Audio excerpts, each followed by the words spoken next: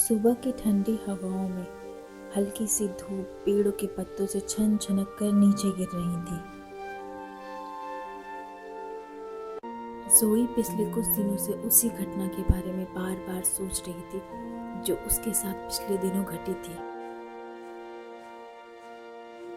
वह भयानक पिशाच, वही रहस्यमय चुड़ैल स्कारलेट जिसने उसकी जान बचाई। अब जोई के मन में उस जंगल के लिए अलग ही जिज्ञासा पैदा हो गई थी। वह सीधा अपनी ग्रैंडमा हिल्डा के पास गई। वाह, कितने सुंदर जादुई फूल हैं।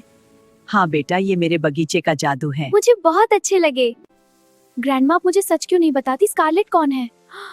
मुझे पता है, आपका और स्कारलेट का कोई ना कोई राज है। आप दोनों एक दूसरे को पहले से जानती हैं। उन्होंने मेरी जान बचाई है, बस इसलिए मैं उनके बारे में सब कुछ जानना चाहती हूँ।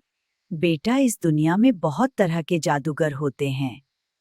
कुछ अच्छे, कुछ बुरे और कुछ ऐसे जो सिर्फ अपने मतलब के लिए जीते हैं। वे किसी का भला भी अपने मतलब के लिए करते हैं और बुरा भी। तुम स्कारलेट को नहीं जानती, उसे आज तक कोई ठीक से समझ नहीं पाया। यह कहते कहते ग्रैंडमा की आंखें जैसे किसी अतीत में खो गईं। कई साल पहले तब हिल्डा 20 साल की एक युवा चुड़ैल थी। वह और स्कारलेट दोनों ही जंगल के बीचों बीच बनी एक जादूगरों की बस्ती में रहती थी। सारे युवा जादूगर जंगल के बीचों बीच इकट्ठा होते थे जादू सीखने के लिए।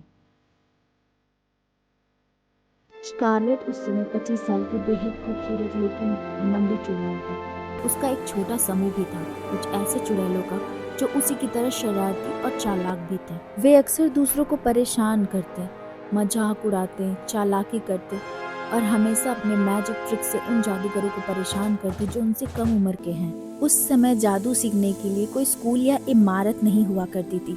जंगलों के बीच एक जादूगर आचार्य बच्चों को जादुई विद्या सिखाते थे। कभी कभी स्कारलेट और उसके साथी अपनी काली जादुई ताकतों से आचार्य को भी निशाना बनाते और पूरी कक्षा डर और ठहाकों के बीच गूंज उठती। इसके बिल्कुल विपरीत हिल्डा थी। वह शांत, समझदार और पूरे समूह की सबसे मेहनती छात्र मानी जाती थी। आचार्य उससे बहुत खुश रहते थे। हिल्डा को किताबों में रुचि थी, खास करके जड़ी बूटियों के जादू में उसकी गहरी रुचि थी।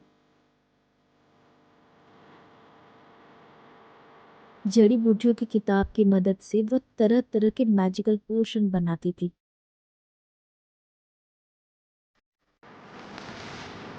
जब भी कोई छात्र जादू का अभ्यास करते समय घायल हो जाता था, हिल्डा का बनाया हुआ जादुई पोशन उसे तुरंत ठीक कर देता था। इसी वजह से मुश्किल समय में हर कोई सबसे पहले हिल्डा को याद करता और सब उसका सम्मान करते थे।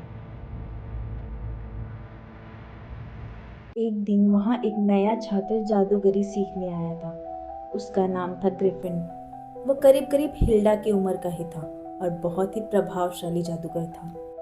ग्रिफिन के जादुई कक्षा में आते ही सब उसकी चेहरे की तेज से प्रभावित हो गए थे। स्कारलेट ने भी मन ही मन तय कर लिया कि वह उसी के समूह में शामिल होगा। उसने मन ही मन तय कर लिया कि वह ग्रिफिन से अपनी दोस्ती का हाथ आगे बढ़ाएगी।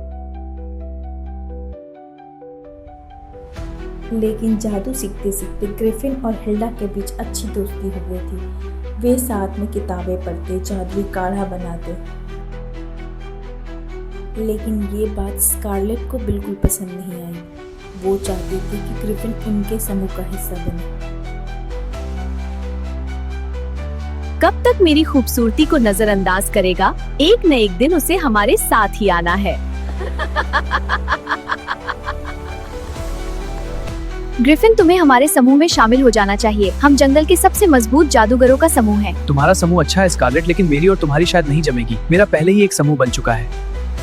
अच्छा, कौन सा समूह? हिल्डा। मैं और हिल्डा एक ही समूह में है। हिल्डा के लिए ग्रिफिन का उनके समूह को ठुकरा देना, ये बात स्कारलेट को बिल्कुल पसंद नहीं आई।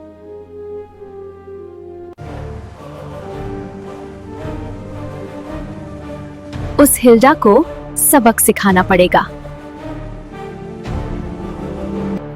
उस दिन के बाद से स्कारलेट ने हिल्डा को नुकसान पहुंचाने के तरीके ढूंढने शुरू कर दिए। कुछ दिनों बाद स्कारलेट ने चालाकी से हिल्डा की पोषण वाली किताब चुरा ली।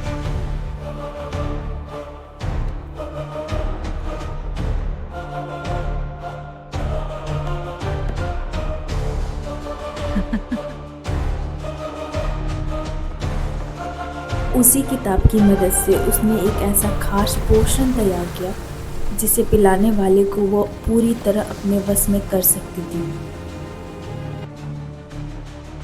हिल्डा, मुझे एक पोशन बनाने में मदद चाहिए। मेरी पोशन की किताब कहीं खो गई है, शायद मैं मदद न कर पाऊँ। मैंने आचार्य जी से एक किताब लेकर मुहासों को ठीक करने का पोशन बनाया है। क्या तुम बस इसे चख कर बता सकती हो कि इसमें कोई कमी तो नहीं? हाँ, ठीक है। स्कारलेट उसे अपने घर ले गई और पोषण चखने को दिया। पोषण चखते ही हिल्डा पे उसका असर शुरू हो गया। चलो पहले इसे आजमाते। हिल्डा, खुद को एक जोरदार थप्पड़ मारो।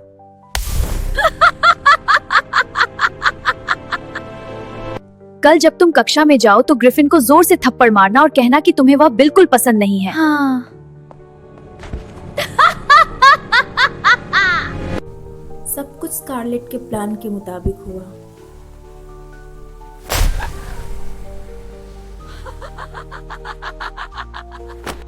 मुझे तुम बिल्कुल पसंद नहीं हो। तुम मेरी दोस्ती के लायक नहीं हो। तुम जैसी मतलबी लड़की मैंने कभी नहीं देखी। इतने दिनों तक अच्छा बनने का नाटक करती रही। मैं यहाँ से जा रहा हूँ। मुझे अकेला रहने दो। ग्रिफिन गुस्से से वहां से चला गया। ग्रिफिन काफी उदास था और गुस्से में भी। उसने अभी अभी अपनी सबसे अच्छी दोस्ती खोई थी। इसी बात का तो फायदा उठाकर स्कारलेट ग्रिफिन के पास अपनी सहानुभूति लेकर के आई और ग्रिफिन ने भी उसकी दोस्ती स्वीकार कर ली। स्कारलेट की आंखों में अपनी बनाई योजना के सफल होने की चमक साफ दिखाई दे रही थी। उधर पोषण का असर खत्म होते ही हिल्डा दौड़ी भागती ग्रिफिन के घर की ओर आ रही थी।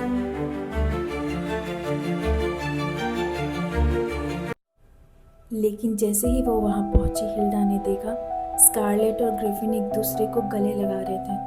वो देखते ही समझ गई कि वो अपनी दोस्ती नहीं बचा पाएगी। बस बेटा, मैं स्कारलेट को यहीं तक जानती हूँ और जितना मैं जानती हूँ वह भरोसे के लायक नहीं है। ग्रैंडमा, क्या आप ग्रिफिन से प्यार करती थी? अक्सर दोस्ती जब बहुत गहरी हो जाती है तो वह कुछ अलग सी लगने लगती है, लेकिन वह प्यार नहीं था। प्यार तो मैंने सिर्फ तुम्हारे ग्रैंडपा से किया था। जंगल के उस हिस्से में जहाँ सामान्य जादूगर जाने से भी डरते थे, पेड़ों की घनी परतों के पीछे चट्टानों के बीच एक गुप्त गुफा छिपी थी। वह कोई साधारण गुफा नहीं थी। अंदर जाते ही ऐसा लगता मानो पूरी गुफा लाल चमकीले पत्थरों से बनी हो। दीवारें, फर्श सब लाल रोशनी से झिलमिल कर रही थी। गुफा बहुत विशाल थी, इतनी विशाल कि उसमें एक पूरी सेना छिप सकती थी। और सच में वहाँ पर एक पिशाचों की सेना मौजूद थी। गुफा के अलग अलग कोने में करीब करीब हजारों से भी ज़्यादा पिशाच इकट्ठा थे। उनकी आंखें लाल अंधेरे में लाल चमक रही थी। सबसे ऊपर एक ऊंचे पत्थर के मंच पर स्कारलेट खड़ी थी और उसके साथ खड़ा था वो पिशाच जिसने जंगल में जोई को रोका था। माँ, क्या तुम्हें यकीन है कि वह लड़की हमारे काम आएगी?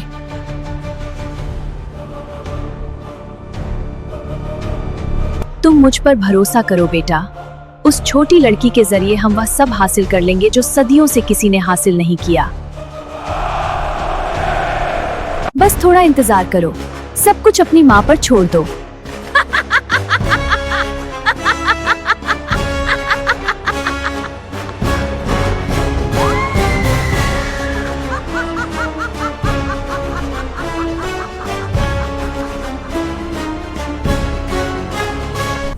स्कारलेट की वो ठंडी ठहाकों वाली हंसी गुफा में ऐसे गूंज गई मानो जैसे कोई खतरनाक खेल शुरू होने वाला हो।